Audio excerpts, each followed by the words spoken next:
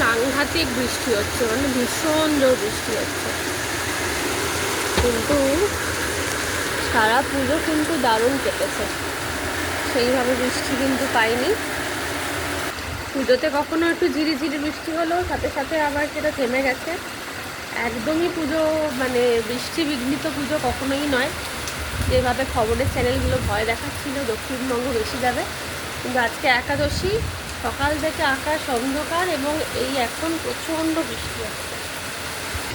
এই বৃষ্টির মধ্যেই রান্না করছি, জানলা বন্ধ করে রেখেছি।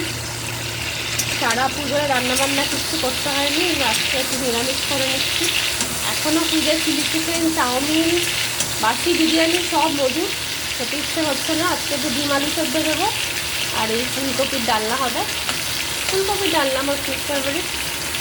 আর যদি বৃষ্টি থামে রাত্রিবেলা আবার বেরোবো, আবার রাত্রে বাইরে খাওয়া দাওয়া। পুজো মানে তো এই আড্ডা, গল্প, খাওয়া দাওয়া, ঠাকুর দেখা, সাজুগুজু। তবে আমি খুব একটা ঠাকুর দেখি না, পুরো ঘরদোর অন্ধকার হয়ে গেছে, চারিদিক দিয়ে বৃষ্টির ছাট আসছে, পর্দা দিয়ে রেখেছি ওই জন্য।